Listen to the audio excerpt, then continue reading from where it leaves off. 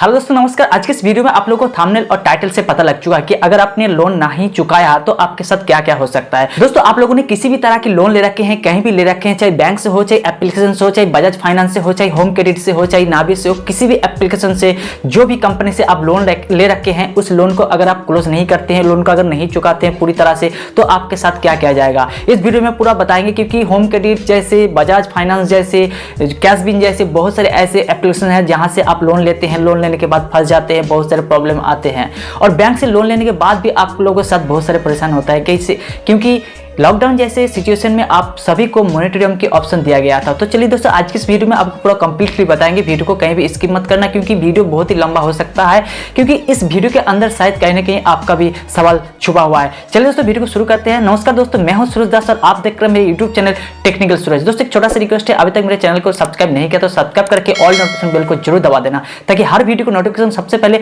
आप तक पहुंचा सके।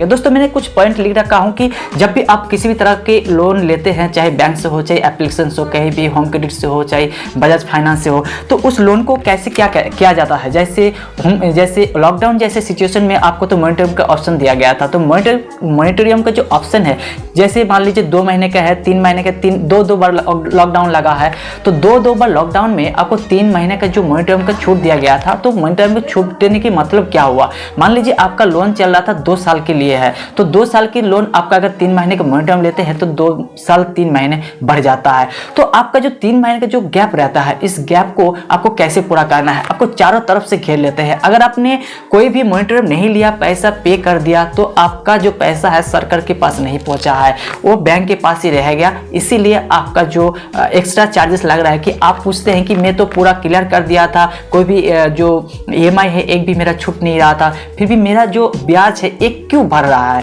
तो दोस्तों आज की इस वीडियो में पूरा क्लियर आपको बताएंगे कि आप अगर कंटिन्यू करते गया, EMI को भरते गया, तब भी आपका जो इंटरेस्ट है क्यों लग रहा है। चलिए दोस्तों पहले के करते हैं कि छोटा मोटा जो कंपनी होते हैं जैसे NBFC कहते हैं, ये लोग अगर पैसे नहीं चुकाते हैं, जो मॉनिटर का ऑप्शन था वहाँ पे क्या किया, जो आपने मान लीजिए 2 लाख की लोन लिया, तो 2 लाख की लोन में अगर आपने 3 महीने की मॉनिटरिंग लिए थे, 3 महीने के बाद आपको क्या करना था कि आपको बताया गया कि आपको 20% के हिसाब से जो आपको कम से कम EMI है, मान लीजिए 5000 का EMI था आपका जो भी था, तो 5000 के EMI के हिसाब से यानी 6000 के EMI के हिसाब से अगर 20% के हिसाब से लिया जाए तो आपका 1200 रुपया हर महीने देना पड़ेगा 2 साल तक।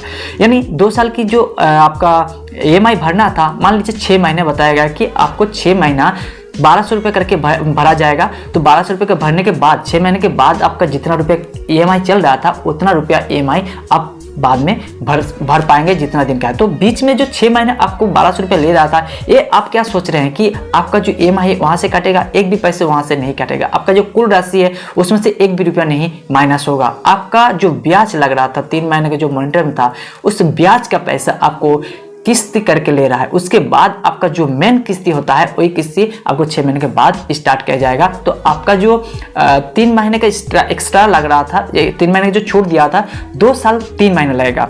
तो दोस्तों NPA में चला जाता है, जो आप मॉनिटरिंग लिए थे तो NPA में चला जाता है। तो NPA का मतलब होता है नॉन परफॉर्मेंस एसेसेस।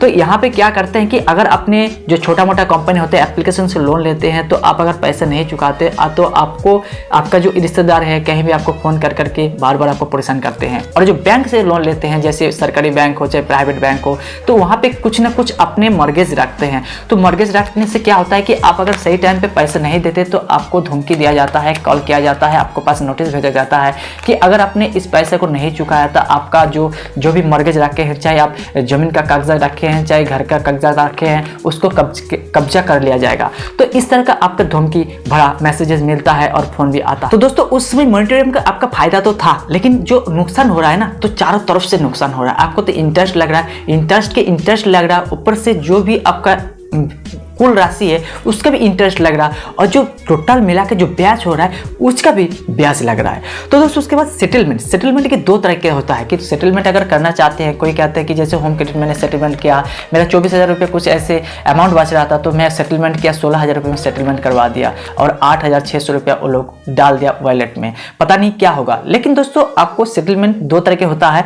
तो पहले तरह ये होता है कि दूसरा तरह आपको पूरा कम करके यानी आप जितना सेटलमेंट करना चाहते हैं, मान लीजिए पहले मैं बता दिया कि अगर 20% के हिसाब से आपका जो ब्याज है, इस ब्याज को पहले पूरा कर लेंगे। जो ब्याज लग रहा था इस ब्याज को 6 महीने चाहे साल भर में आपको ब्याज को पूरा करना होगा। उसके बाद अगला जो 6 महीने 7 महीने जो भी आपको सेटलमेंट करेगा, इसको ब्याज को भरने के बाद आपको उस पैसा को, जो पैसा आप किस्त में दे रहे थे, जो आपका EMI बन रहा था महीना में, वही पैसा फिर अगला हिसाब से देना पड़ेगा। तो दोस्तों इस तरह की सेटलमेंट होता है। अगर आपने चाहते हैं कि इस बैंक का जो लोन है, इस लोन को कैसे चुकाए, अगर नहीं चुकाने पर आपका क्या होता है कि सिविल स्कोर खराब हो जाता है।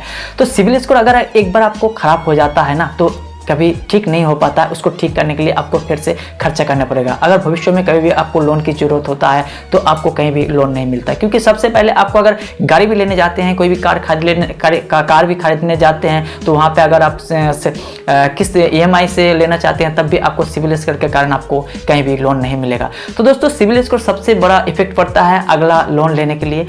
तो अगर आप चाहते हैं कि आप जो भी आपका बैलेंस बच रहा है, उस बैलेंस को सेटलमेंट करवा के दे दो, और सेटलमेंट करने के बाद जैसे जिस तरह का बताया कि आपका जो इंटरेस्ट लग रहा है, तो इस इंटरेस्ट को पहले कंप्लीट करें, उसके बाद अपना EMI को भरते रहे आराम से।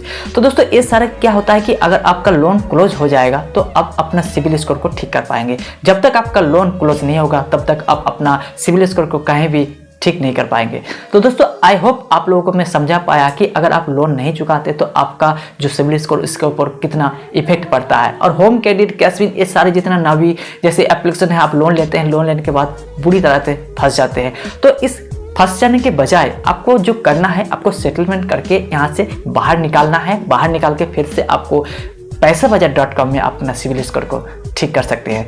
चलिए दोस्तों आज के इस वीडियो इतना ही है। अगर वीडियो को अच्छा लगे तो लाइक करना, कमेंट करना, शेयर करना, और चैनल पर नया है तो चैनल को सब्सक्राइब कर लेना। और एक जरूरी बात है, अगर आप यूट्यूब रिलेटेड कोई भी वीडियो पाना चाहते हैं तो मेरा एक दूसरा चैनल है जिसका नाम है टेक्निकल सूरज ऑफिशियल। स्क्रीन पे आपको नाम शो हो रहा है, और उस चैनल का लिंक मैंने डिस्क्रिप्शन में दे दिया, वहाँ पे जाके उस चैनल को सपोर्ट जरूर कर सकते हैं। कोई भी कमेंट हो तो कमेंट पे पूछ सकते हैं। तब तक के लिए जय हिंद, जय भारत।